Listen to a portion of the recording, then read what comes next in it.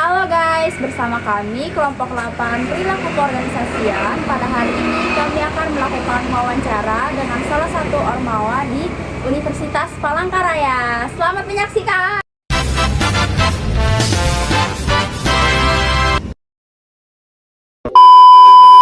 Halo semuanya, oke pada saat ini kami berkesempatan nih buat mewawancarai salah satu organisasi yang ada di Universitas Palangkaraya. Untuk kakaknya boleh memperkenalkan diri dan dari organisasi mana? Baik, terima kasih.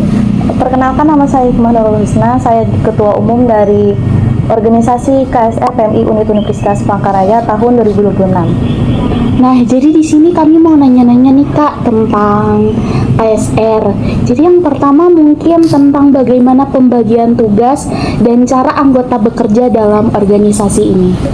Baik, terima kasih untuk pertanyaannya. Sebenarnya untuk pembagian tugas itu biasanya sudah dibagi saat ada rapatnya.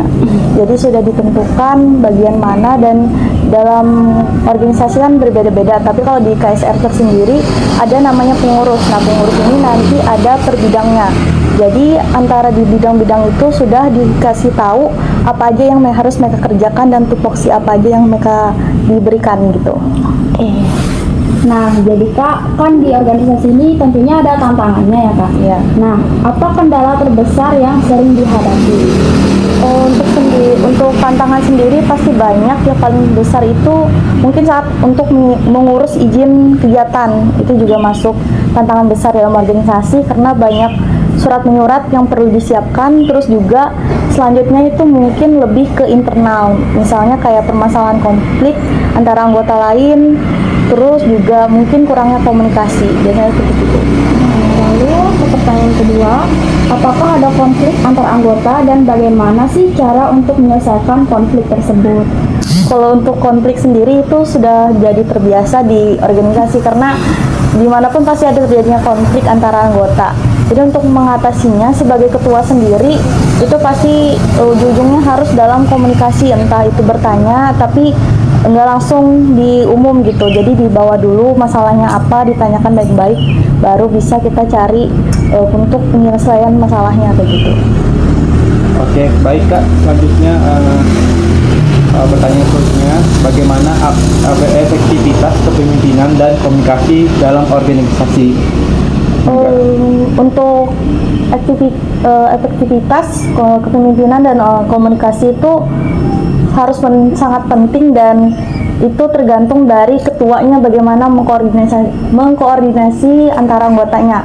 Jadi kalau menurut saya sendiri dalam organisasi itu harus dari ketuanya dulu, bagaimana dia bisa mendekati anggotanya dengan cara komunikasinya. Jadi kita bisa beralur untuk biar mereka bisa juga saling komunikasinya tidak kurang kayak gitu.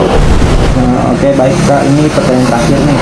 Apakah ada evaluasi rutin untuk melihat kinerja anggota?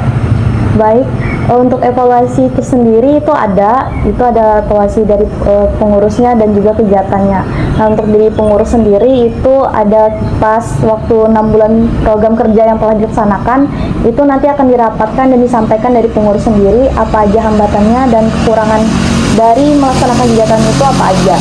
Nah, kemudian ada dari kegiatan, di situ nanti setelah kegiatan misalnya seperti dondar itu pas selesai kegiatannya, jadi di hari itu terjadinya evaluasi, karena jika ada kegiatan selanjutnya lagi jadi bisa jadi pertimbangan untuk bagaimana kelancaran kegiatan selanjutnya gitu. Jadi menutupi kekurangan-kekurangan sebelumnya, jadi dari situ kita evaluasi terus, jadi setelah kegiatan langsung evaluasi gitu. Oke teman-teman, sekian wawancara dari kami, dan kami ucapkan terima kasih banyak juga untuk Kak Husna yang telah bersedia diwawancarai. Semoga dengan adanya wawancara kami ini, mungkin bagi teman-teman yang ingin ikut organisasi atau ingin mengetahui apa saja sih yang ada di organisasi itu, semoga ini bisa bermanfaat bagi teman-teman. Sekian dan terima kasih.